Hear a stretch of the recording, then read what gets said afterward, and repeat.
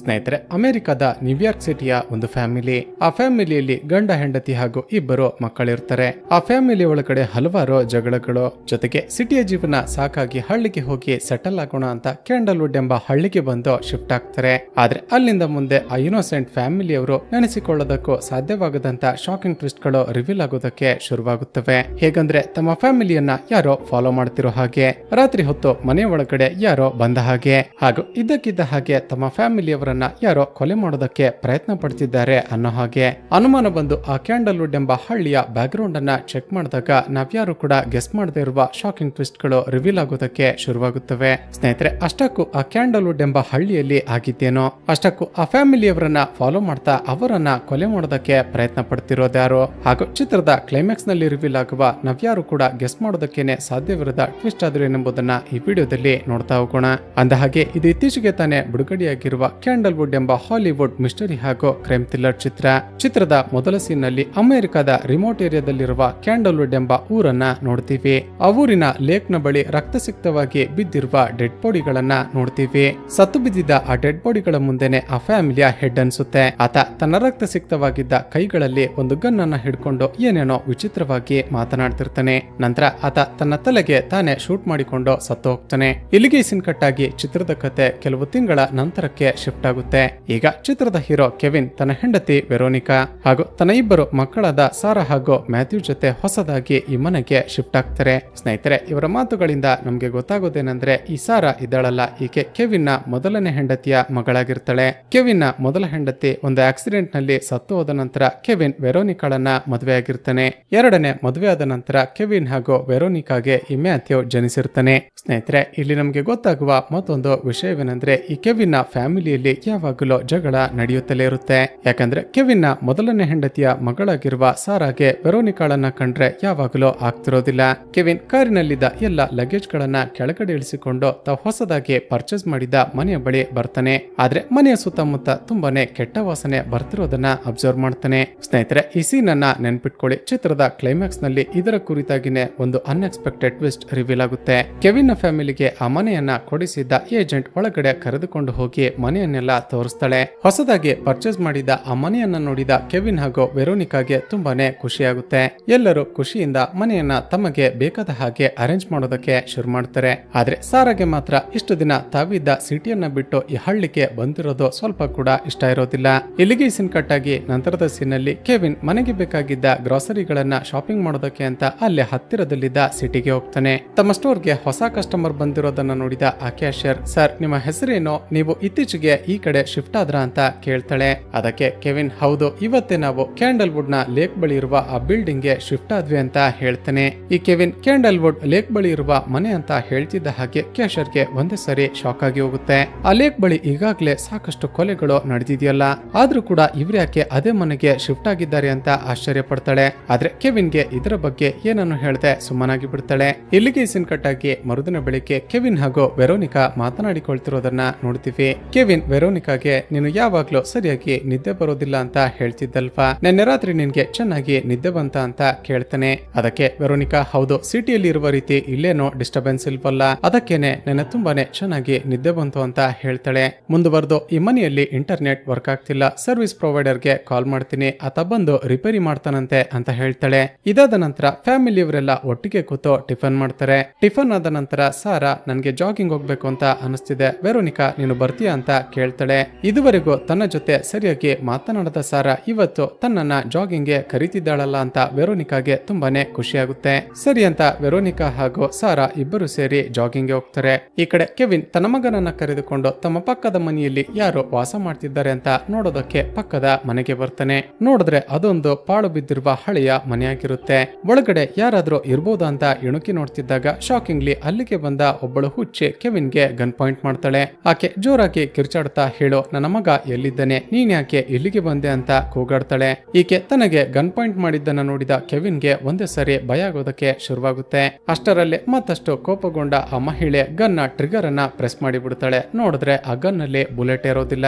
ಅಷ್ಟರಲ್ಲೇ ಗಲಾಟೆ ಕೇಳಿಸಿಕೊಂಡ ಮ್ಯಾಥ್ಯೂ ಅಲ್ಲಿಗೆ ಬರ್ತಾನೆ. ಮ್ಯಾಥ್ಯೂನನ್ನ ನೋಡಿದ ಆ ಹುಚ್ಚಿ, ಆತ ತನ್ನ ಮಗನೇ ಅಂದುಕೊಂಡು, ಇಷ್ಟೊತ್ತು ಎಲ್ಲಿಗೆ ಹೋಗಿದ್ದೆ, ನೋಡು ನಮ್ಮ ಮನೆಗೆ ಯಾರ್ಯಾರೋ ಬರ್ತಿದ್ದಾರೆ ಅಂತ ಮತ್ತೆ ವಿಚಿತ್ರವಾಗಿ ನಗೋದಕ್ಕೆ ಶುರು ಮಾಡ್ತಾಳೆ. ಇದನ್ನ ನೋಡಿದ ಮ್ಯಾಥ್ಯೂ ಹಾಗೂ ಕೆವಿನ್ಗೆ ಮತ್ತಷ್ಟು ಭಯ ಆಗಿ ಅಲ್ಲಿಂದ ಓಡೋದಕ್ಕೆ ಶುರು ಮಾಡ್ತಾರೆ. ಹೀಗೆ ಇಬ್ಬರು ಭಯದಲ್ಲಿ ಓಡ್ತಿರುವಾಗ ರಸ್ತೆಯಲ್ಲಿ ಬೋರ್ಡ್ಮನ್ ಎಂಬ ಒಬ್ಬ ವ್ಯಕ್ತಿ ಸಿಗ್ತಾನೆ. ಇವರಿಬ್ಬರು ಹೀಗೆ ಓಡ್ತಾ ಬರ್ತಿರೋದನ್ನ ನೋಡಿದ ಆ ಬೋರ್ಡ್ಮನ್ ಅವರನ್ನ ನಿಲ್ಲಿಸಿ, ಯಾರ್ ನೀವು, ಯಾಕೆ ಹೀಗೆ ಓಡಿ ಬರ್ತಿದ್ದೀರಾ ಅಂತ ಕೇಳ್ತಾನೆ. ಅದಕ್ಕೆ ಕೆವಿನ್ ಸುಧಾರಿಸಿಕೊಳ್ತಾ, ಸರ್, ನಾವು ಇತ್ತೀಚೆಗೆ ಇಲ್ಲಿಗೆ ಶಿಫ್ಟ್ ಆಗಿದ್ದೀವಿ. ನಮ್ಮ ಮನೆಯ ಪಕ್ಕದಲ್ಲೇ ಯಾರೋ ವಾಸ ಮಾಡ್ತಿದ್ದಾರೆ, ಅವರನ್ನ ಪರಿಚಯ ಮಾಡಿಕೊಳ್ಳೋಣ ಅಂತ ಹೋದ್ರೆ ಅಲ್ಲಿದ್ದ ಒಬ್ಬಳು ಮಹಿಳೆ ನನಗೇನೆ ಶೂಟ್ ಮಾಡೋದಕ್ಕೆ ಪ್ರಯತ್ನ ಪಟ್ಲು, ಅದಕ್ಕೆ ತಪ್ಪಿಸಿಕೊಂಡು ಓಡಿ ಬರ್ತಿದ್ದೀವಿ ಅಂತ ಹೇಳ್ತಾನೆ.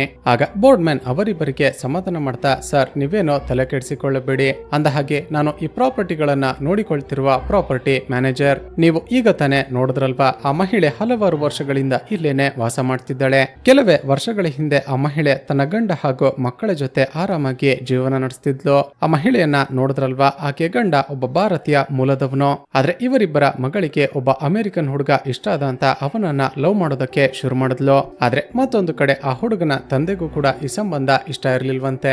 ಅದಕ್ಕೇನೆ ಆತ ತನ್ನ ಮಗನಿಗೆ ಅಮೆರಿಕದ ಒಬ್ಬಳ ಹುಡುಗಿಯನ್ನ ಹುಡುಕಿ ಮದುವೆ ಮಾಡಿಬಿಟ್ನಂತೆ. ಈ ಕಡೆ ತಾನು ಪ್ರೀತಿ ಮಾಡಿದ ಹುಡುಗನನ್ನ ಬಿಟ್ಟಿರೋದಕ್ಕೆ ಸಾಧ್ಯವಾಗದೆ ಆ ಹುಚ್ಚೆ ಮಗಳು ಇಲ್ಲೇ ಇರುವ ಲೇಕ್ಗೆ ಹಾರಿ ಆತ್ಮಹತ್ಯೆ ಮಾಡಿಕೊಂಡು ಸತ್ತು ಹೋದ್ಲು. ಮತ್ತೊಂದು ಕಡೆ ಆ ಹುಡುಗನಿಗೆ ತಾನು ಪ್ರೀತಿ ಮಾಡ್ತಿದ್ದ ಹುಡುಗಿ ಆತ್ಮಹತ್ಯೆ ಮಾಡಿಕೊಂಡ್ಲು ಅಂತ ಗೊತ್ತಾಗಿ ಆತ ಕೂಡ ಇಲ್ಲಿಗೇನೆ ಬಂದು ಇದೇ ಲೇಕ್ಗೆ ಹಾರಿ ಆತ ಕೂಡ ಆತ್ಮಹತ್ಯೆ ಮಾಡಿಕೊಂಡ. ಇದಾದ ನಂತರ ಆ ಕ್ಯಾಂಡಲ್ ವುಡ್ ನ ಲೇಕ್ ನ ಸುತ್ತಮುತ್ತ ಆಗಾಗ ವಿಚಿತ್ರವಾಗಿ ಯಾರೋ ಕೂಗಾಡ್ತಿರುವ ರೀತಿ ಶಬ್ದಗಳು ಕೇಳಿಸುತ್ತಿರುತ್ತೆ. ಊರಿನ ಜನರೆಲ್ಲ ಆ ಲೇಕ್ ಬಳಿ ಈಗಲೂ ಕೂಡ ಅವರಿಬ್ಬರ ಆತ್ಮಗಳು ಸುತ್ತಾಡ್ತಿವೆ ಅಂತ ಮಾತನಾಡಿಕೊಳ್ತಿರ್ತಾರೆ. ಈ ಬೋರ್ಡ್ಮನ್ ಹೇಳಿದ ಸ್ಟೋರಿಯನ್ನ ಕೇಳಿದ ಕೆವಿನ್ ಮಗನಿಗೆ ತುಂಬಾನೇ ಭಯ ಆಗೋದಕ್ಕೆ ಶುರುವಾಗುತ್ತೆ. ತಕ್ಷಣವೇ ಕೆವಿನ್ ತನ್ನ ಮಗನನ್ನ ಕರೆದುಕೊಂಡು ವಾಪಸ್ ಮನೆಗೆ ಬರ್ತಾನೆ. ಈ ಕಡೆ ಸಾರಾ ಹಾಗೂ ವೆರೋನಿಕಾ ಜಾಗಿಂಗ್ ಮಾಡೋದಕ್ಕೆ ಅಂತ ಬಂದಿದ್ರಲ್ವಾ, ಇಬ್ಬರು ಜಾಗಿಂಗ್ ಮಾಡ್ತಾ ಮಾಡ್ತಾ ಒಂದು ದಟ್ಟ ಕಾಡಿನ ಒಳಗಡೆ ಬಂದು ಬಿಡ್ತಾರೆ. ಸಾರಾ ವೆರೋನಿಕಾಗೆ ಸ್ವಲ್ಪ ನಿಲ್ಲು ಅಂತ ಹೇಳ್ತಾಳೆ. ಆದ್ರೆ ವೆರೋನಿಕಾಗೆ ಸಾರಾಕ್ ಹೋಗಿದ್ದು ಗೊತ್ತಿಲ್ಲದೆ ಆಕೆ ಮುಂದೆ ಹೋಗಿ ಬಿಡ್ತಾಳೆ. ಹೀಗೆ ಸಾರಾ ಸುಧಾರಿಸಿಕೊಳ್ತಿರುವಾಗ ಅಲ್ಲೇ ಒಂದು ಚಿಕ್ಕ ಗುಡಿಸಲನ್ನ ಕಟ್ಟಿರುವ ರೀತಿ ಕಾಣಿಸುತ್ತೆ. ಒಳಗಡೆ ಏನಿರಬಹುದು ಅಂತ ನೋಡೋದಕ್ಕೆ ಹತ್ತಿರ ಹೋದಾಗ ಶಾಕಿಂಗ್ಲಿ ಒಳಗಡೆ ಇದ್ದ ಒಂದು ಹುಡುಗಿ ಆತ್ಮ ಸಾರಾಳನ್ನ ಹೆದರಿಸಿ ಬಿಡುತ್ತೆ. ತಕ್ಷಣವೇ ಬೆಚ್ಚಿ ಬಿದ್ದ ಸಾರಾ ಜೋರಾಗಿ ಕಿರುಚಿ ಬಿಡುತ್ತಾಳೆ. ಈಕೆ ಕಿರುಚಾಡ್ತಿರೋದನ್ನ ಕೇಳಿಸಿಕೊಂಡ ವೆರೋನಿಕಾ ತಕ್ಷಣವೇ ವಾಪಸ್ ಓಡಿ ಬರ್ತಾಳೆ. ಏನಾಯ್ತು ಅಂತ ಕೇಳಿದಾಗ ಸಾರಾ ನಡೆದದ್ದನ್ನ ಹೇಳ್ತಾಳೆ. ಸಾರಾ ಹೇಳ್ತಿರುವ ರೀತಿ ಒಳಗಡೆ ಯಾರಾದ್ರೂ ಇರ್ಬೋದು ಅಂತ ವೆರೋನಿಕಾ ಹೋಗಿ ನೋಡಿದಾಗ ಯಾರು ಕೂಡ ಇರೋದೇ ಇಲ್ಲ. ಮತ್ತೊಂದು ಕಡೆ ಕೆವಿನ್ ಮನೆಯ ಮುಂದಿದ್ದ ಗಾರ್ಡನ್ ಅನ್ನ ಕ್ಲೀನ್ ಮಾಡೋಣ ಅಂತ ಕ್ಲೀನ್ ಮಾಡ್ತಿದ್ದಾಗ ಮನೆಯ ಮುಂದೆ ಒಂದಷ್ಟು ವಿಚಿತ್ರ ರೀತಿಯ ಮಶ್ರೂಮ್ಗಳು ಬೆಳೀತಿರೋದನ್ನ ನೋಡ್ತಾನೆ. ಅವುಗಳನ್ನ ನೋಡಿದ ಕೆವಿನ್ಗೆ ಆಶ್ಚರ್ಯ ಆಗುತ್ತೆ. ಯಾಕಂದ್ರೆ ಆತ ಇದುವರೆಗೂ ಆ ರೀತಿಯ ಮಶ್ರೂಮ್ ಗಳನ್ನ ನೋಡೇ ಇರೋದಿಲ್ಲ. ಅವುಗಳನ್ನ ಇಗ್ನೋರ್ ಮಾಡಿದ ಕೆವಿನ್ ಗಾರ್ಡನ್ ಅನ್ನ ಕ್ಲೀನ್ ಮಾಡ್ತಿದ್ದಾಗ ಆತನಿಗೆ ಇದ್ದಕ್ಕಿದ್ದ ಹಾಗೆ ತಲೆ ಸುತ್ತೋದಕ್ಕೆ ಶುರುವಾಗುತ್ತೆ.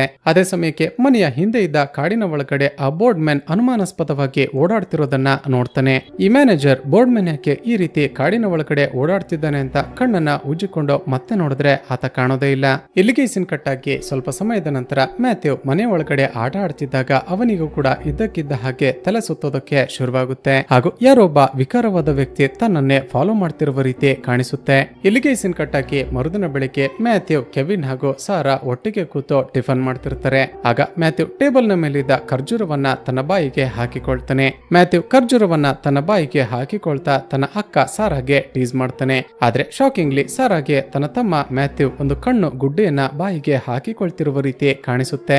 ಒಂದೇ ಸಾರಿ ಹೆದರಿಕೊಂಡ ಸಾರಾ ಜೋರಾಗಿ ಅವನ ಮೇಲೆ ಕೂಗಾಡೋದಕ್ಕೆ ಶುರು ಮಾಡ್ತಾಳೆ.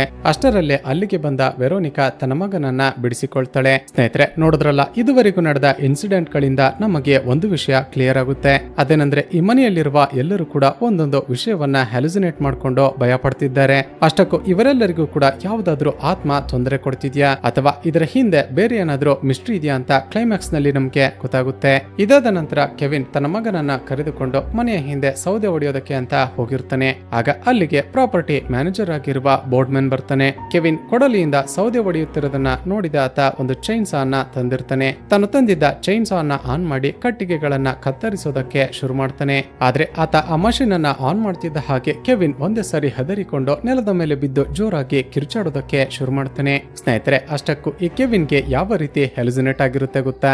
ಬೋರ್ಡ್ಮನ್ ತನ್ನ ಕೈಯಲ್ಲಿ ಒಂದು ಚೈನ್ ಸಾ ಮಷೀನ್ ಅನ್ನ ತಂದಿದ್ದ ಅಲ್ವಾ, ಬೋರ್ಡ್ಮನ್ ಅದರಿಂದ ತನ್ನ ಕತ್ತನ್ನ ಕತ್ತರಿಸಿ ಸಾಯಿಸೋದಕ್ಕೆ ಬರ್ತಿರುವ ರೀತಿ ಹೆಲುಸಿನೇಟ್ ಆಗ್ತಿರುತ್ತೆ. ಕೆವಿನ್ ಆ ರೀತಿ ಬೆಚ್ಚಿ ಬಿದ್ದಿದ್ದನ್ನ ನೋಡಿದ ಬೋರ್ಡ್ಮನ್ಗೂ ಕೂಡ ಆಶ್ಚರ್ಯ ಆಗುತ್ತೆ. ಕೆವಿನ್, ಅಷ್ಟಕ್ಕೂ ಏನಾಯ್ತು ನಿನ್ಗೆ? ನಾನು ನಿನ್ಗೆ ಸಹಾಯ ಮಾಡ್ಬೇಕು ಅಂತ ಈ ಮೆಷಿನ್ ಅನ್ನ ತಂದಿರೋದು ಅಂತ ಹೇಳೋದಕ್ಕೆ ಪ್ರಯತ್ನ ಪಡ್ತಾನೆ. ಆದ್ರೆ ಕೆವಿನ್ ಮಾತ್ರ ಇವನ ಮಾತನ್ನ ಕೇಳದೆ ಅವನಿಗೆ ಸರಿಯಾಗಿ ಬೈಯೋದಕ್ಕೆ ಶುರು ಮಾಡ್ತಾನೆ. ಅಲ್ಲೇ ನಿಂತು ನೋಡ್ತಿದ್ದ ಮ್ಯಾಥ್ಯೂ ತನ್ನ ತಂದೆ ಯಾಕೆ ಈ ರೀತಿ ಬಿಹೇವ್ ಮಾಡ್ತಿದ್ದಾನೆ ಅಂತ ಆಶ್ಚರ್ಯ ಪಡ್ತಾನೆ. ಅದೇ ಸಮಯಕ್ಕೆ ಅದಕ್ಕೆ ಮತ್ತೊಂದು ಕಡೆ ವೆರೋನಿಕಾ ಮನೆಯಲ್ಲಿ ಕೆಲಸ ಮಾಡ್ತಿದ್ದಾಗ ಮನೆಯ ಡೋರ್ ಬೆಲ್ ಅನ್ನ ಯಾರೋ ರಿಂಗ್ ಮಾಡ್ತಾರೆ. ಯಾರು ಅಂತ ಡೋರ್ ಓಪನ್ ಮಾಡಿ ನೋಡಿದ್ರೆ ಬ್ರ್ಯಾಂಡಿ ಎಂಬ ಒಬ್ಬಳು ಹುಡುಗಿ ಬಂದಿರ್ತಾಳೆ. ಯಾರ್ ನೀವು, ಏನಾಗ್ಬೇಕಾಗಿತ್ತು ಅಂತ ಕೇಳಿದಾಗ ಆಕೆ ನಾನು ಇಲ್ಲೇ ವಾಸ ಮಾಡ್ತಿರುವ ನಿಮ್ಮ ನೇಬರ್ ಅಂತ ಪರಿಚಯ ಮಾಡಿಕೊಳ್ತಾಳೆ. ಮುಂದುವರೆದು ನೀವು ಇತ್ತೀಚೆಗೆ ತಾನೇ ಇಲ್ಲಿಗೆ ಶಿಫ್ಟ್ ಆಗಿದ್ದೀರಾ ಅಲ್ವಾ, ನಿಮ್ಗೆ ಬಹುಶಃ ಇಲ್ಲಿ ಯಾರೋ ಪರಿಚಯದವರು ಇಲ್ಲ ಅನ್ಸುತ್ತೆ, ನಿಮ್ಗೇನಾದ್ರೂ ಸಹಾಯ ಬೇಕಾದ್ರೆ ನಮ್ಮ ಮನೆಗೆ ಬಂದು ನನ್ನನ್ನ ಕೇಳ್ಬೋದು ಅಂತ ಹೇಳ್ತಾಳೆ. ವೆರೋನಿಕಾ ಬ್ರ್ಯಾಂಡಿಯನ್ನ ಒಳಗಡೆ ಕರೆದುಕೊಂಡು ಬಂದು ಆಕೆಗೆ ಕಾಫಿ ಕೊಡ್ತಾಳೆ. ಇವರ ಮನೆಯನ್ನ ನೋಡಿದ ಆ ಬ್ರ್ಯಾಂಡಿ, ನಿಮ್ಮ ಮನೆ ತುಂಬಾನೇ ಚೆನ್ನಾಗಿದೆ, ತುಂಬಾನೇ ಚೆನ್ನಾಗಿ ಅರೇಂಜ್ ಮಾಡಿದ್ದೀರಾ, ನನ್ಗೂ ಕೂಡ ಇದೇ ರೀತಿ ಮನೆಯಲ್ಲಿ ಇರ್ಬೇಕು ಅಂತ ತುಂಬಾನೇ ಆಸೆ ಇದೆ ಅಂತ ಹೇಳ್ತಾ ಮನೆಯ ಕಿಟಕಿಯ ಬಳಿ ಬರ್ತಾಳೆ. ಆಗ ಹೊರಗಡೆ ಕೆವಿನ್ ಬೋರ್ಡ್ಮನ್ ಜೊತೆ ಮಾತನಾಡ್ತಾ ನಿಂತಿರೋದನ್ನ ನೋಡ್ತಾಳೆ. ಹೌದು, ಅಷ್ಟಕ್ಕೂ ಅವಯಸ್ಸಾಗಿರುವ ವ್ಯಕ್ತಿಯ ಜೊತೆ ಮಾತನಾಡ್ತಾ ನಿಂತಿರುವ ಆ ಹ್ಯಾಂಡ್ಸಮ್ ವ್ಯಕ್ತಿ ಯಾರು ಅಂತ ವೆರೋನಿಕಾಳನ್ನ ಕೇಳ್ತಾಳೆ. ಈಕೆ ತನ್ನ ಗಂಡನ ಬಗ್ಗೆ ಕೇಳ್ತಿರೋದನ್ನ ನೋಡಿದ ವೆರೋನಿಕಾಗೆ ಒಂದು ರೀತಿ ಜಲಸ್ ಫೀಲ್ ಆಗುತ್ತೆ. ವೆರೋನಿಕಾ ಬ್ರ್ಯಾಂಡಿಗೆ, ಆತ ನನ್ನ ಗಂಡ ಕೆವಿನ್, ನಮ್ಮಿಬ್ಬರಿಗೂ ಮದುವೆಯಾಗಿ ಈಗಾಗಲೇ ಇಬ್ಬರು ಮಕ್ಕಳಿದ್ದಾರೆ ಅಂತ ಹೇಳ್ತಾಳೆ. ವೆರೋನಿಕಾ ಹೀಗೆ ಮಾತನಾಡುತ್ತಿರುವಾಗಲೇ ಬ್ರ್ಯಾಂಡಿ ನೋಡಿದ್ರೆ, ನನಗೂ ಒಬ್ಬ ಬಾಯ್ ಫ್ರೆಂಡ್ ಇದ್ದಾನೆ, ಆದ್ರೆ ಆತ ಒಬ್ಬ ಯೂಸ್ಲೆಸ್, ಯಾವಾಗ್ಲೂ ಡ್ರಿಂಕ್ಸ್ ಮಾಡ್ತಾ ಸಿಗರೇಟ್ ಸೇದುತ್ತಾ ಅಲ್ಲಿ ಇಲ್ಲಿ ಅಲ್ದಾಡ್ತಿರ್ತಾನೆ, ನನಗೆ ನಿನ್ನ ಗಂಡ ಕೆವಿನ್ ರೀತಿ ಜವಾಬ್ದಾರಿ ಇರುವ ವ್ಯಕ್ತಿ ಅಂದ್ರೆ ತುಂಬಾನೇ ಇಷ್ಟ ಅಂತ ಹೇಳ್ತಾಳೆ. ಈಕೆ ಮಾತುಗಳನ್ನ ಕೇಳಿದ ವೆರೋನಿಕಾಗೆ ಈ ಬ್ರ್ಯಾಂಡಿ ಒಂದು ವಿಚಿತ್ರ ರೀತಿಯ ಕ್ಯಾರೆಕ್ಟರ್ ಅಂತ ಅರ್ಥ ಆಗುತ್ತೆ. ಸರಿ, ನಿನ್ನ ಬಾಯ್ ಫ್ರೆಂಡ್ ನಿನ್ಗೆ ಇಷ್ಟ ಇಲ್ಲ ಅಂತ ಹೇಳ್ತಿದ್ಯಾ, ಆದ್ರೂ ಕೂಡ ಯಾಕೆ ಅವನ ಜೊತೆನೆ ರಿಲೇಶನ್ಶಿಪ್ ನಲ್ಲಿ ಇದೆಯಾ ಅಂತ ಕೇಳ್ತಾಳೆ. ಸ್ನೇಹಿತರೆ, ಅದಕ್ಕೆ ಈ ಬ್ರ್ಯಾಂಡಿ ಕೊಡುವ ಅನ್ಎಕ್ಸ್ಪೆಕ್ಟೆಡ್ ಆನ್ಸರ್ ಏನ್ ಗೊತ್ತಾ, ನನ್ನ ಬಾಯ್ ಫ್ರೆಂಡ್ ನನ್ನ ಜೊತೆ ಮೃಗದ ರೀತಿ ಇಂಟಿಮೇಟ್ ಆಗ್ತಾನೆ, ನನ್ಗೆ ಆ ರೀತಿ ಇಂಟಿಮೇಟ್ ಆಗೋದು ತುಂಬಾನೇ ಇಷ್ಟ ಅಂತ ಹೇಳ್ತಾಳೆ. ಈಕೆಯ ಮಾತುಗಳನ್ನ ಕೇಳಿದ ವೆರೋನಿಕಾಗೆ ಅರ್ಥವಾಗುತ್ತೆ ಈ ಬ್ರ್ಯಾಂಡಿಯ ಕ್ಯಾರೆಕ್ಟರ್ ಸರಿ ಇಲ್ಲ ಅಂತ. ತಕ್ಷಣವೇ ಆಕೆಗೆ ತನ್ನ ಮನೆಯಿಂದ ಹೊರಟು ಹೋಗುವಂತ ಹೇಳಿಬಿಡ್ತಾಳೆ. ಮತ್ತೊಂದು ಕಡೆ ಮನೆಯ ಹೊರಗಡೆ ಕೆವಿನ್ ಬೋರ್ಡ್ಮನ್ ಜೊತೆ ಮಾತನಾಡ್ತಾ ನಿಂತಿದ್ದ ಅಲ್ವಾ.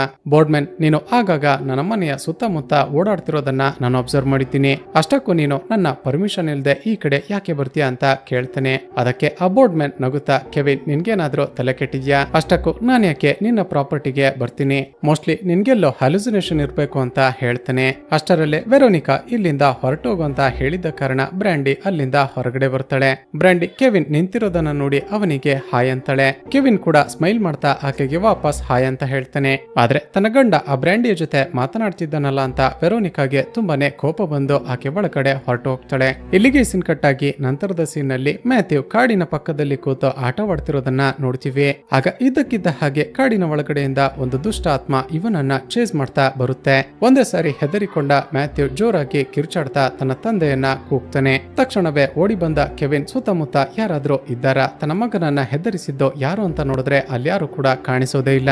ಇಲ್ಲಿಗೆ ಸೀನ್ ಕಟ್ ಆಗಿ ಅದೇ ದಿನ ರಾತ್ರಿ ಇನ್ನೇನೋ ಮಲಗಬೇಕು ಅಂತ ಮನೆಯ ಎಲ್ಲಾ ಲೈಟ್ ಗಳನ್ನ ಆಫ್ ಮಾಡಿ ಹೋಗ್ತಿದ್ದಾಗ ಕಿಟಕಿಯ ಬಳಿ ಯಾರೋ ನಿಂತಿರೋದನ್ನ ಕೆವಿನ್ ಅಬ್ಸರ್ವ್ ಮಾಡ್ತಾನೆ. ಇಷ್ಟೊತ್ತಲ್ಲಿ ಮನೆಯ ಬಳಿ ಯಾರೋ ಬಂದಿರಬಹುದು ಅಂತ ಲೈಟ್ ಅನ್ನ ಆನ್ ಮಾಡಿ ನೋಡಿದ್ರೆ ಅಲ್ಯಾರು ಕೂಡ ಇರೋದೇ ಇಲ್ಲ. ಅದು ಕೂಡ ತನ್ನ ಹ್ಯಾಲುಸಿನೇಷನ್ ಇರಬೇಕು ಅಂದುಕೊಂಡು ಕೆವಿನ್ ವಾಪಸ್ ಹೋಗಿ ಸುಮ್ಮನೆ ಮಲಗಿಕೊಂಡು ಬಿಡುತ್ತಾನೆ. ಮತ್ತೊಂದು ಕಡೆ ಮ್ಯಾಥ್ಯೂ ತನ್ನ ರೂಮ್ ನಲ್ಲಿ ಒಬ್ಬನೇ ಮಲಗಿಕೊಂಡಿದ್ದಾಗ ರೂಮ್ ನಲ್ಲಿ ವಿಚಿತ್ರವಾದ ಶಬ್ದಗಳು ಕೇಳಿಸುತ್ತೆ. ಅದೇ ಸಮಯಕ್ಕೆ ಮತ್ತೊಂದು ಕಡೆ ವಾಶ್ರೂಮ್ ನಲ್ಲಿ ಫ್ರೆಶ್ ಅಪ್ ಆಗ್ತಿದ್ದ ಸಾರಾಗೆ ಕಿಟಕಿಯ ಬಳಿ ಯಾರೋ ನಿಂತಿದ್ದಾರೆ ಅಂತ ಅನ್ಸುತ್ತೆ. ಅದನ್ನ ನೋಡಿ ಒಂದೇ ಸಾರಿ ಹೆದರಿಕೊಂಡ ಸಾರಾ ನಿಧಾನಕ್ಕೆ ಹೋಗಿ ನೋಡಿದ್ರೆ ಅಲ್ಯಾರು ಕೂಡ ಇರೋದೇ ಇಲ್ಲ. ಈ ಕಡೆ ಮ್ಯಾಥ್ಯೂ ರೂಮ್ ನ ಒಳಗಡೆ ಬರ್ತಿರುವ ಆ ಶಬ್ದ ಏನು ಅಂತ ಮಂಚದ ಕೆಳಗಡೆ ಬಗ್ಗಿ ನೋಡಿದ್ರೆ ಶಾಕಿಂಗ್ಲಿ ಒಂದು ಆತ್ಮ ಬಂದು ಇವನ ಮೇಲೆ ಅಟ್ಯಾಕ್ ಮಾಡೋದಕ್ಕೆ ಶುರು ಮಾಡುತ್ತೆ. ಒಂದೇ ಸಾರಿ ಹೆದರಿಕೊಂಡ ಮ್ಯಾಥ್ಯೂ ಜೋರಾಗಿ ಕಿರುಚಾಡೋದಕ್ಕೆ ಶುರು ಮಾಡ್ತಾನೆ. ಇಲ್ಲಿಗೆ ಸೀನ್ ಕಟ್ ಆಗಿ ನಂತರದ ಸೀನ್ ನಲ್ಲಿ ನೋಡಿದ್ರೆ ಎಲ್ಲ ಫ್ಯಾಮಿಲಿ ಮೆಂಬರ್ಸ್ ಗಳು ಕೂಡ ಹಾಲ್ಗೆ ಬಂದು ಡಿಸ್ಕಷನ್ ಮಾಡ್ತಿರ್ತಾರೆ. ಸಾರಾ ತನ್ನ ತಂದೆ ಕೆವಿನ್ಗೆ, ಅಪ್ಪ, ಈ ಮನೆಯಲ್ಲಿ ಯಾವುದೋ ಆತ್ಮ ಇದೆ ಅನ್ಸುತ್ತೆ, ಅದು ನಮ್ಮ ಮೇಲೆ ಅಟ್ಯಾಕ್ ಮಾಡೋದಕ್ಕೆ ಟ್ರೈ ಮಾಡ್ತಿದೆ ಅಂತ ಹೆದರಿಕೊಂಡು ಹೇಳ್ತಾಳೆ. ಅದಕ್ಕೆ ಕೆವಿನ್ ನಗುತ್ತಾ, ಮಗಳೇ, ಖಂಡಿತ ಈ ಮನೆ ಹಾಂಟೆಡ್ ಅಲ್ಲ, ಬಹುಶಃ ಸುತ್ತಮುತ್ತ ಇರುವ ಕಾಡು ಹಾಂಟೆಡ್ ಆಗಿರ್ಬೋದು, ಯಾರು ಹೆದರಿಕೊಳ್ಳಬೇಡಿ, ಏನು ಕೂಡ ಆಗೋದಿಲ್ಲ ಅಂತ ಎಲ್ಲರಿಗೆ ಧೈರ್ಯ ಹೇಳೋದಕ್ಕೆ ಪ್ರಯತ್ನ ಪಡ್ತಾನೆ. ಆದ್ರೆ ವೆರೋನಿಕಾ ಹಾಗೂ ಮ್ಯಾಥ್ಯೂ ಕೂಡ ತಮಗೆ ಆಗಿದ್ದ ಎಕ್ಸ್ಪೀರಿಯನ್ಸ್ ಅನ್ನ ಹೇಳ್ತಾರೆ. ಇಲ್ಲಿಗೆ ಸೀನ್ ಕಟ್ ಆಗಿ ಮರುದಿನ ಬೆಳಿಗ್ಗೆ ನೋಡಿದ್ರೆ ಆ ಬ್ರ್ಯಾಂಡಿ ಮತ್ತೆ ವಾಪಸ್ ಬಂದು ಕೆವಿನ್ ಜೊತೆ ಮಾತನಾಡ್ತಿರ್ತಾಳೆ. ತಮ್ಮ ಮನೆಗೆ ಬರ್ಬೇಡ ಅಂದ್ರೂ ಕೂಡ ಈ ಬ್ರ್ಯಾಂಡಿ ಯಾಕೆ ಪದೇ ಪದೇ ಬರ್ತಿದ್ದಾಳೆ ಅಂತ ವೆರೋನಿಕಾಗೆ ತುಂಬಾನೇ ಕೋಪ ಬರುತ್ತೆ. ತಕ್ಷಣ ಕೆವಿನ್ ಬಳಿ ಹೋಗಿ ಆ ಹುಡುಗಿಯ ಜೊತೆ ಮಾತನಾಡ್ಬೇಡ ಅಂತ ರೇಗ್ತಾಳೆ. ಅದಕ್ಕೆ ಆ ಕೆವಿನ್, ಏನಾಯ್ತು, ಆಕೆ ಅಷ್ಟಕ್ಕೂ ನಮ್ಮ ನೇಬರ್ ಅಲ್ವಾ, ಆಕೆ ಜೊತೆ ಮಾತನಾಡಿದ್ರೆ ಏನ್ ತಪ್ಪು ಅಂತ ಕೇಳ್ತಾನೆ. ಅಷ್ಟರಲ್ಲೇ ಬ್ರ್ಯಾಂಡಿ ಮತ್ತೆ ಕೆವಿನ್ ಜೊತೆ ಮಾತನಾಡೋದಕ್ಕೆ ಪ್ರಯತ್ನ ಪಡ್ತಾಳೆ. ಇದನ್ನ ನೋಡಿದ ವೆರೋನಿಕಾಗೆ ಪಿತ್ತ ನೆತ್ತಿಗೆ ಇರುತ್ತೆ. ತಕ್ಷಣವೇ ಹೋಗಿ ಬ್ರ್ಯಾಂಡಿಯ ಕಪಾಳಕ್ಕೆ ಹೊಡೆದು ಇಲ್ಲಿಂದ ಹೊರಟು ಹೋಗುವಂತ ರೇಗಿ ಬಿಡ್ತಾಳೆ. ಸ್ನೇಹಿತರೆ, ಆಶ್ಚರ್ಯವೆಂಬಂತೆ ಬ್ರ್ಯಾಂಡಿ ವೆರೋನಿಕಾಳ ಕೈಯಿಂದ ಕಪಾಳಕ್ಕೆ ಹೊಡೆಸಿಕೊಂಡ್ರು ಕೂಡ ವಿಚಿತ್ರವಾಗಿ ನಗುತ್ತಾ ಅಲ್ಲಿಂದ ಹೊರಟು ಹೋಗ್ತಾಳೆ. ಅದೇ ಸಮಯಕ್ಕೆ ದೂರದ ಕಾಡಿನ ಒಳಗಡೆ ನಿಂತುಕೊಂಡು ಬೋರ್ಡ್ಮನ್ ತಮ್ಮನ್ನ ಅಬ್ಸರ್ವ್ ಮಾಡ್ತಿರೋದನ್ನ ಕೆವಿನ್ ನೋಡ್ತಾನೆ. ಈತ ಯಾಕೆ ನಮ್ಮ ಫ್ಯಾಮಿಲಿಯನ್ನ ಫಾಲೋ ಮಾಡ್ತಿದ್ದಾನೆ, ಈ ಬಾರಿ ಅವನಿಗೊಂದು ಗತಿ ಕಾಣಿಸ್ಲೇಬೇಕು ಅಂತ ತನ್ನ ಕೈಯಲ್ಲಿ ಒಂದು ದೊಣ್ಣೆ ಹಿಡಿದುಕೊಂಡು ಅಲ್ಲಿಗೆ ಹೋಗ್ತಾನೆ. ಆದ್ರೆ ನೆಕ್ಸ್ಟ್ ಸೆಕೆಂಡ್ ನಲ್ಲಿ ಆ ಬೋರ್ಡ್ ಮ್ಯಾನ್ ಎಲ್ಲೂ ಕೂಡ ಕಾಣಿಸೋದೇ ಇಲ್ಲ. ಇಲ್ಲಿಗೆ ಸೀನ್ ಕಟ್ ಆಗಿ ಆ ದಿನ ರಾತ್ರಿ ಎಲ್ಲರೂ ಊಟ ಮಾಡ್ತಾ ಕೂತಿದ್ದಾಗ ಶಾಕಿಂಗ್ಲಿ ಮತ್ತೆ ಕೆವಿನ್ಗೆ ಕಾಡಿನ ಒಳಗಡೆ ಬೋರ್ಡ್ ಮ್ಯಾನ್ ನಿಂತು ತಮ್ಮನ್ನ ಅಬ್ಸರ್ವ್ ಮಾಡ್ತಿರುವ ರೀತಿ ಕಾಣಿಸುತ್ತೆ. ಕೆವಿನ್ಗೆ ಮತ್ತೆ ಕೋಪ ಬಂದು ಕೈಯಲ್ಲಿ ಟಾರ್ಚ್ ಹಿಡಿದುಕೊಂಡು ಕಾಡಿನ ಕಡೆಗೆ ಓಡ್ತಾನೆ. ಸಾರಾ ಹಾಗೂ ಮ್ಯಾಥ್ಯೂ ಕೂಡ ತನ್ನ ತಂದೆಯನ್ನ ಫಾಲೋ ಮಾಡ್ತಾ ಅಲ್ಲಿಗೆ ಬರ್ತಾರೆ. ಸ್ನೇಹಿತರೆ, ಈಗ ಶಾಕಿಂಗ್ಲಿ ಈ ಮೂವರಿಗೂ ಕೂಡ ಕಾಡಿನ ಒಳಗಡೆ ಬೇರೆ ಬೇರೆ ವ್ಯಕ್ತಿಗಳು ಕಾಣಿಸ್ತಿರ್ತಾರೆ. ಆದ್ರೆ ನೆಕ್ಸ್ಟ್ ಸೆಕೆಂಡ್ ನಲ್ಲಿ ಆ ಮೂವರು ಕೂಡ ಅಲ್ಲಿ ಇರೋದೇ ಇಲ್ಲ. ಮತ್ತೊಂದು ಕಡೆ ಶಾಕಿಂಗ್ಲಿ ವೆರೋನಿಕಾ ಮನೆಯ ಕಿಟಕಿಯ ಮೂಲಕ ಈ ಮೂವರನ್ನ ತುಂಬಾನೇ ಕೋಪದಿಂದ ನೋಡ್ತಿರ್ತಾಳೆ. ಇದಾದ ನಂತರ ಮನೆಗೆ ಬಂದ ಸಾರಾ ಮನೆಯ ಇಂಟರ್ನೆಟ್ ವರ್ಕ್ ಆಗ್ತಿರ್ಲಿಲ್ವಲ್ಲ, ರೆಡಿ ಮಾಡಿಸ್ತಾ ಅಂತ ಕೇಳ್ತಿದ್ದ ಹಾಗೆ ವೆರೋನಿಕಾ ತನ್ನ ಕೈಯಲ್ಲಿದ್ದ ಚಾಕುವಿನಿಂದ ಸಾರಾಳ ಮೇಲೆ ಅಟ್ಯಾಕ್ ಮಾಡಿಬಿಡ್ತಾಳೆ. ಇದರಿಂದಾಗಿ ಸಾರಾಳ ಕೈ ಕುಯ್ದು ತುಂಬಾನೇ ರಕ್ತ ಸೋರೋದಕ್ಕೆ ಶುರುವಾಗುತ್ತೆ. ಇದನ್ನ ನೋಡಿ ಒಂದೇ ಸರಿ ಬೆಚ್ಚ ಬಿದ್ದ ಕೆವಿನ್ ತನ್ನ ಹೆಂಡತಿಗೆ ಯಾವುದೋ ಒಂದು ಮೆಡಿಸಿನ್ ಅನ್ನ ಕೊಟ್ಟು ಆಕೆಗೆ ಪ್ರಜ್ಞೆ ತಪ್ಪುವ ಹಾಗೆ ಮಾಡಿಬಿಡ್ತಾನೆ. ಇಲ್ಲಿಗೆ ಸೀನ್ ಕಟ್ಟಾಗಿ ಮರುದಿನ ಬೆಳಿಗ್ಗೆ ಕೆವಿನ್ ಕಾಫಿ ಕುಡಿಯುತ್ತಾ ಕೂತಿದ್ದಾಗ ದೂರದಿಂದ ಯಾವುದೋ ಹುಡುಗಿ ಕಿರ್ಚಾಡ್ತಿರುವ ರೀತಿ ಶಬ್ದ ಕೇಳಿಸುತ್ತೆ. ತಕ್ಷಣವೇ ಓಡಿ ಹೋದ ಕೆವಿನ್ ಯಾರು ಅಂತ ನೋಡಿದ್ರೆ ಆ ಬ್ರ್ಯಾಂಡಿ ತನ್ನ ಕಾಲು ಉಳುಕಿದೆ ಅಂತ ನಾಟಕ ಮಾಡ್ತಿರ್ತಾಳೆ. ಹಾಗೂ ನನ್ಗೆ ನಡೆಯೋದಕ್ಕೆ ಸಾಧ್ಯ ಆಗ್ತಿಲ್ಲ, ನನ್ನನ್ನ ಎತ್ತಿಕೊಂಡು ಹೋಗಿ ಮನೆಗೆ ಬಿಡಿ ಅಂತ ರಿಕ್ವೆಸ್ಟ್ ಮಾಡ್ತಾಳೆ. ಹೀಗೆ ದಾರಿಯಲ್ಲಿ ಹೋಗ್ತಾ ಬ್ರ್ಯಾಂಡಿ ಕೆವಿನ್ ಅನ್ನ ಸೆಡ್ಯೂಸ್ ಮಾಡೋದಕ್ಕೆ ಶುರು ಮಾಡ್ತಾಳೆ. ಕೆವಿನ್ ಮೈ ಮರ್ತು ಇನ್ನೇನು ಆಕೆಗೆ ಕಿಸ್ ಮಾಡಿ ಬಿಡ್ಬೇಕು ಅನ್ನುವಷ್ಟರಲ್ಲಿ ಆಶ್ಚರ್ಯವೆಂಬಂತೆ, ಕೆವಿನ್ ನಿನ್ಗೇನಾದ್ರೂ ತಲೆ ಕೆಟ್ಟಿದ್ಯಾ, ನಿನ್ಗೆ ಈಗಾಗ್ಲೇ ಮದುವೆ ಆಗಿ ಮಕ್ಕಳು ಕೂಡ ಇದ್ದಾರಲ್ವಾ, ನೀನು ನನ್ನ ಜೊತೆ ಈ ರೀತಿ ನಡೆದುಕೊಳ್ಳೋದಕ್ಕೆ ನಾಚಿಕೆ ಆಗೋದಿಲ್ವಾ ಅಂತ ಹೇಳ್ತಾ ಅಲ್ಲಿಂದ ನಡೆದುಕೊಂಡು ಹೊರಟು ಹೋಗ್ತಾಳೆ. ಇಲ್ಲಿಗೆ ಸೀನ್ ಕಟ್ಟಾಗಿ ಅದೇ ದಿನ ರಾತ್ರಿ ಕೆವಿನ್ ರಾತ್ರಿ ಮಲಗಿಕೊಂಡಿದ್ದಾಗ ಹಿಂದೆ ಇದ್ದ ಕಾಡಿನಿಂದ ಜೋರಾದ ಶಬ್ದ ಬರುತ್ತೆ. ಕೆವಿನ್ ಹೆದರಿಕೊಳ್ಳುತ್ತಲೇ ಏನಾಗ್ತಿದೆ ಅಂತ ಕಿಟಕಿ ಬಳಿ ಹೋಗಿ ನೋಡಿದ್ರೆ ಮತ್ತದೆ ಬೋರ್ಡ್ ಮ್ಯಾನ್ ಕಾಡಿನಲ್ಲಿ ಸುತ್ತಾಡ್ತಿರ್ತಾನೆ. ಈತ ಯಾಕೆ ನಮ್ಮ ಮನೆಯ ಸುತ್ತಮುತ್ತ ಅನುಮಾನಾಸ್ಪದವಾಗಿ ಓಡಾಡ್ತಿದ್ದಾನೆ, ಈತ ಯಾಕೆ ನಮ್ಮನ್ನ ಫಾಲೋ ಮಾಡ್ತಿರೋದನ್ನ ಬಿಡ್ತಿಲ್ಲ ಅಂತ ಕೋಪಗೊಂಡ ಕೆವಿನ್ ಅಲ್ಲೇ ಇದ್ದ ಶಾರ್ಟ್ ಗನ್ ಅನ್ನ ತೆಗೆದುಕೊಂಡು ಕಾಡಿನ ಒಳಗಡೆ ಹೋಗ್ತಾನೆ. ಮತ್ತೊಂದು ಕಡೆ ಮನೆಯಲ್ಲಿದ್ದ ಮ್ಯಾಥ್ಯೂ ಹಾಗೂ ಸಾರಾಗೆ ಮನೆಯಲ್ಲಿ ಯಾವುದೋ ಆತ್ಮ ಇರುವ ರೀತಿ ಭಾಸ ಆಗಿ ಅವರು ಕೂಡ ಹೆದರಿಕೊಂಡು ತಕ್ಷಣವೇ ಮನೆಯಿಂದ ಹೊರಗಡೆ ಓಡಿ ಬರ್ತಾರೆ. ಈ ಕಡೆ ವೆರೋನಿಕಾಗೆ ಕೊಟ್ಟಿದ್ದ ಮೆಡಿಸಿನ್ ನ ಪವರ್ ಕಡಿಮೆಯಾಗಿ ಆಕೆಗೂ ಕೂಡ ಎಚ್ಚರಾಗಿ ಆಕೆ ಕೂಡ ಕಾಡಿನ ಒಳಗಡೆ ಬರ್ತಾಳೆ. ಎಷ್ಟೇ ಹುಡುಕಾಡಿದ್ರು ಕೂಡ ಆ ಬೋರ್ಡ್ ಮ್ಯಾನ್ ಸಿಗದ ಕಾರಣ ಕೆವಿನ್ ವಾಪಸ್ ಮನೆಯ ಕಡೆ ಬರ್ತಾನೆ. ಆದ್ರೆ ಅಷ್ಟರಲ್ಲೇ ಮನೆಯ ಬಾಗಿಲ ಬಳಿ ಆ ಬೋರ್ಡ್ ಮ್ಯಾನ್ ಬಂದು ನಿಂತಿರ್ತಾನೆ. ಅವನನ್ನ ನೋಡ್ತಿದ್ದ ಹಾಗೆ ಕೆವಿನ್ಗೆ ಮತ್ತಷ್ಟು ಕೋಪ ಬಂದು, ಯಾಕೆ ನಮ್ಮನ್ನ ಈ ರೀತಿ ಫಾಲೋ ಮಾಡ್ತಿದ್ಯಾ, ನಿನ್ನ ಇಂಟೆನ್ಷನ್ ಆದ್ರೂ ಏನು ಅಂತ ಹೇಳು ಅಂತ ಜೋರಾಗಿ ಕೂಗ್ತಾ ತನ್ನ ಕೈಯಲ್ಲಿದ್ದ ಗನ್ ಇಂದ ಶೂಟ್ ಮಾಡಿಬಿಡ್ತಾನೆ. ಸ್ನೇಹಿತರೆ, ಈಗ ನಾವ್ಯಾರು ಕೂಡ ಎಕ್ಸ್ಪೆಕ್ಟ್ ಮಾಡಿರದ ಒಂದು ಶಾಕಿಂಗ್ ಹಾಗೂ ಅನ್ಎಕ್ಸ್ಪೆಕ್ಟೆಡ್ ಟ್ವಿಸ್ಟ್ ರಿವೀಲ್ ಆಗುತ್ತೆ. ಕೆವಿನ್ ಈಗ ತಾನೇ ಶೂಟ್ ಮಾಡ್ದ ಅಲ್ವಾ, ಆತ ಶೂಟ್ ಮಾಡಿದ್ದು ಬೋರ್ಡ್ ಮ್ಯಾನ್ ಗೆಲ್ಲ, ತನ್ನ ಸ್ವಂತ ಮಗಳು ಸಾರಾಗೆ. ಅಂದ್ರೆ ಇದರ ಅರ್ಥ ಸಾರಾ ಬೋರ್ಡ್ ಮ್ಯಾನ್ ರೀತಿ ಕೆವಿನ್ಗೆ ಕಾಣಿಸಿದ್ದು ಅವನ ಹೆಲುಸಿನೇಷನ್ ಆಗಿರುತ್ತೆ. ಅದೇ ಸಮಯಕ್ಕೆ ಮತ್ತೆ ಕೆವಿನ್ಗೆ ಬೋರ್ಡ್ ಮ್ಯಾನ್ ದೂರದಲ್ಲಿ ನಿಂತಿರುವ ರೀತಿ ಕಾಣಿಸುತ್ತೆ. ಆ ಬೋರ್ಡ್ ಮ್ಯಾನ್ ಕಡೆ ಮತ್ತೆ ಗನ್ ಅನ್ನ ಪಾಯಿಂಟ್ ಮಾಡಿ ಟ್ರಿಗರ್ ಪ್ರೆಸ್ ಮಾಡಿಬಿಡುತ್ತಾನೆ. ಈಗ ನೋಡಿದ್ರೆ ಮತ್ತೊಂದು ಶಾಕಿಂಗ್ ಟ್ವಿಸ್ಟ್ ರಿವೀಲ್ ಆಗುತ್ತೆ. ಕೆವಿನ್ ಈಗ ಕೂಡ ಶೂಟ್ ಮಾಡಿರೋದು ಬೋರ್ಡ್ ಮ್ಯಾನ್ ಗೆಲ್ಲ, ತನ್ನ ಮಗ ಮ್ಯಾಥ್ಯೂಗೆ. ಇದಾಗಿ ನೆಕ್ಸ್ಟ್ ಸೆಕೆಂಡ್ ನಲ್ಲಿ ಕೆವಿನ್ಗೆ ಅರ್ಥ ಆಗುತ್ತೆ ತಾನು ಶೂಟ್ ಮಾಡಿ ಸಾಯಿಸಿದ್ದು ಬೋರ್ಡ್ ಮ್ಯಾನ್ ಗೆಲ್ಲ, ತನ್ನ ಇಬ್ಬರು ಮಕ್ಕಳಿಗೆ ಅಂತ. ಮತ್ತೊಂದು ಕಡೆ ಮನೆಯಿಂದ ಹೊರಗಡೆ ಬಂದಿದ್ದ ವೆರೋನಿಕಾ ಈ ಕೆವಿನ್ ತಮ್ಮ ಮಕ್ಕಳನ್ನೇ ಶೂಟ್ ಮಾಡಿ ಸಾಯಿಸಿದ್ದನ್ನ ನೋಡಿ ಜೋರಾಗಿ ಕಿರುಚಿಕೊಳ್ತಾ ಹೆದರಿಕೊಂಡು ಲೇಕ್ ನ ಕಡೆ ಓಡೋದಕ್ಕೆ ಶುರು ಮಾಡ್ತಾಳೆ. ಕೆವಿನ್ ಈಗ ವೆರೋನಿಕಾ ಓಡ್ತಿರೋದನ್ನ ನೋಡಿ ಆಕೆಯನ್ನ ಚೇಸ್ ಮಾಡ್ತಾ ಆತ ಕೂಡ ಲೇಕ್ ನ ಬಳಿ ಬರ್ತಾನೆ. ವೆರೋನಿಕಳ ಕೈಯಲ್ಲಿ ಒಂದು ಚಾಕು ಇರುತ್ತೆ. ಆಕೆ ತನ್ನ ಗಂಡನಿಗೆ ಹತ್ತಿರ ಬರ್ಬೇಡ, ಹತ್ತಿರ ಬಂದ್ರೆ ನಿನಗೆ ಚಾಕು ಚುಚ್ಚಿ ಸಾಯಿಸಿ ಬಿಡ್ತೀನಿ ಅಂತ ವಾರ್ನ್ ಮಾಡ್ತಾಳೆ. ಮೊದಲೇ ತನ್ನ ಮಕ್ಕಳನ್ನ ಸಾಯಿಸಿ ಶಾಕ್ ನಲ್ಲಿದ್ದ ಕೆವಿನ್ ವೆರೋನಿಕಾಳನ್ನ ಹಗ್ ಮಾಡಿ ಆಕೆಗೆ ಸಮಾಧಾನ ಮಾಡೋದಕ್ಕೆ ಪ್ರಯತ್ನ ಪಡ್ತಾನೆ. ಆದ್ರೆ ವೆರೋನಿಕಾ ಹೆದರಿಕೊಂಡು ತನ್ನ ಕೈಯಲ್ಲಿದ್ದ ಚಾಕುವಿನಿಂದ ಕೆವಿನ್ ನ ಕುತ್ತಿಗೆಗೆ ಚುಚ್ಚಿ ಬಿಡ್ತಾಳೆ. ಕೆವಿನ್ಗೆ ತುಂಬಾನೇ ಬ್ಲಡ್ ಲಾಸ್ ಆಗೋದಕ್ಕೆ ಶುರುವಾಗುತ್ತೆ. ಆತ ಇನ್ನೇನು ಕೆಳಗಡೆ ಬೀಳ್ತಾನೆ ಅನ್ನುವಾಗ ತನ್ನ ಕೈಯಲ್ಲಿದ್ದ ಗನ್ನ ಟ್ರಿಗರ್ ಅನ್ನ ಪ್ರೆಸ್ ಮಾಡಿಬಿಡ್ತಾನೆ. ಇದರಿಂದಾಗಿ ಬುಲೆಟ್ ಫೈರ್ ಆಗಿ ವೆರೋನಿಕಾಗೆ ತಗುಲಿ ಆಕೆ ಕೂಡ ಸತ್ತು ಹೋಗ್ತಾಳೆ. ಹೀಗೆ ಒಂದೇ ಫ್ಯಾಮಿಲಿಯ ಕೆವಿನ್, ವೆರೋನಿಕಾ, ಮ್ಯಾಥ್ಯೂ ಹಾಗೂ ಸಾರಾ ಎಲ್ಲರೂ ಕೂಡ ಸತ್ತು ಹೋಗ್ತಾರೆ. ಇಲ್ಲಿಗೆ ಸೀನ್ ಕಟ್ಟಾಗಿ ಚಿತ್ರದ ಕ್ಲೈಮ್ಯಾಕ್ಸ್ ನಲ್ಲಿ ಒಂದು ಅಲ್ಟಿಮೇಟ್ ಟ್ವಿಸ್ಟ್ ರಿವೀಲ್ ಆಗುತ್ತೆ. ಆ ಬೋರ್ಡ್ ಮ್ಯಾನ್ ಕಾಡಿನ ಬೇರೆ ಬೇರೆ ಜಾಗಗಳಲ್ಲಿ ಬೆಳೆದಿದ್ದ ಬೇರೆ ಬೇರೆ ಜಾತಿಯ ಮಶ್ರೂಮ್ ಗಳನ್ನ ಕಲೆಕ್ಟ್ ಮಾಡ್ತಿರ್ತಾನೆ. ನಂತರ ಆ ಎಲ್ಲ ಮಶ್ರೂಮ್ ಗಳನ್ನ ಒಣಗಿಸಿ ಕುಟ್ಟಿ ಪುಡಿ ಮಾಡಿಕೊಂಡು ಒಂದು ಜಾರ್ಗೆ ಹಾಕಿಕೊಳ್ತಾನೆ. ಅದೇ ಸಮಯಕ್ಕೆ ಅಲ್ಲಿಗೆ ಬಂದ ಬ್ರ್ಯಾಂಡಿ ಅಪ್ಪ ಕೆಲ್ಸ ಆಯ್ತಾ ಅಂತ ಕೇಳ್ತಾಳೆ. ಸ್ನೇಹಿತರೆ, ಇದರರ್ಥ ಆ ವಿಚಿತ್ರ ಕ್ಯಾರೆಕ್ಟರ್ ನ ಬ್ರ್ಯಾಂಡಿ ಈ ಬೋರ್ಡ್ ಮ್ಯಾನ್ ನ ಮಗಳೇ ಆಗಿರ್ತಾಳೆ. ಸ್ನೇಹಿತರೆ, ಅಷ್ಟಕ್ಕೂ ಇವರಿಬ್ಬರೇ ಪ್ಲಾನ್ ಮಾಡಿ ಆ ಕೆವಿನ್ ನ ಫ್ಯಾಮಿಲಿಯವರು ಸಾಯುವ ಹಾಗೆ ಪ್ಲಾನ್ ಮಾಡಿರ್ತಾರೆ. ಅದಕ್ಕೆ ಕಾರಣ ಏನು ಅಂತ ಈಗ ರಿವೀಲ್ ಆಗುತ್ತೆ.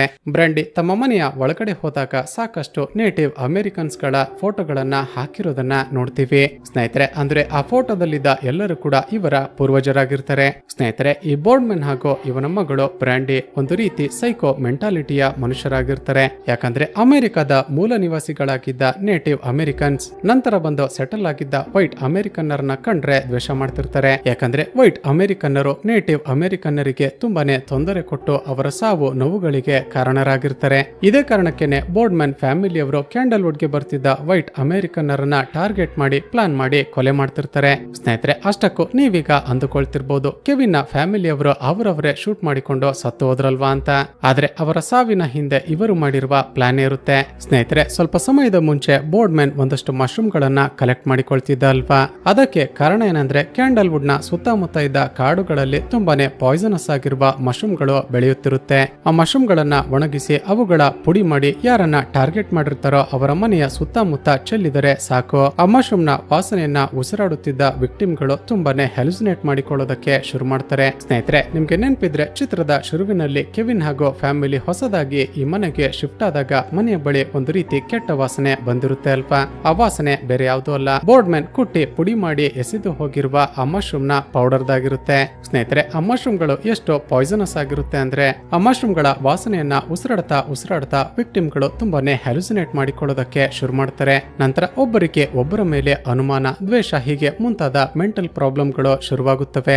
ನಂತರ ತುಂಬಾ ದಿನಗಳು ಕಳೆದ ನಂತರ ಫೈನಲ್ ಸ್ಟೇಜ್ ನಲ್ಲಿ ಯಾರನ್ನ ನೋಡಿ ಯಾರು ಅಂದುಕೊಳ್ಳೋದಕ್ಕೆ ಶುರು ಮಾಡ್ತಾರೆ. ಇದೇ ಕಾರಣಕ್ಕೇನೆ ಕೆವಿನ್ ತನ್ನ ಇಬ್ಬರು ಮಕ್ಕಳನ್ನ ಬೋರ್ಡ್ಮನ್ ಅಂದುಕೊಂಡು ಸಾಯಿಸಿರ್ತಾನೆ. ಇಲ್ಲಿಗೆ ಸೀನ್ ಕಟ್ ಆಗಿ 3 ತಿಂಗಳುಗಳ ನಂತರ ಆ ಏಜೆಂಟ್ ಮತ್ತೊಂದು ಫ್ಯಾಮಿಲಿಯನ್ನ ಆ ಮನೆಗೆ ಕರೆದುಕೊಂಡು ಬರ್ತಾಳೆ. ಸ್ನೇಹಿತರೆ, ಇದರರ್ಥ ಆ ಬೋರ್ಡ್ಮನ್ ಫ್ಯಾಮಿಲಿಯ ಮುಂದಿನ ಟಾರ್ಗೆಟ್ ಈ ಫ್ಯಾಮಿಲಿನೇ. ಹಾಗೂ ಇಲ್ಲಿಗೆ ಈ ಚಿತ್ರ ಮುಕ್ತಾಯವಾಗುತ್ತೆ. ಸ್ನೇಹಿತರೆ, ಚಿತ್ರದ ಕತೆ ಇಷ್ಟವಾಗಿದ್ರೆ ಈ ವಿಡಿಯೋಗೆ ಒಂದು ಲೈಕ್ ಮಾಡಿ ಶೇರ್ ಮಾಡೋದನ್ನ ಮರೆಯಬೇಡಿ. ಇದೇ ರೀತಿಯ ವಿಡಿಯೋಸ್ಗಾಗಿ ಈ ಚಾನಲ್ ಅನ್ನ ಸಬ್ಸ್ಕ್ರೈಬ್ ಮಾಡಿಕೊಂಡು ಪಕ್ಕದಲ್ಲಿರುವ ಬೆಲ್ ಐಕಾನ್ ಅನ್ನ ಕ್ಲಿಕ್ ಮಾಡಿ.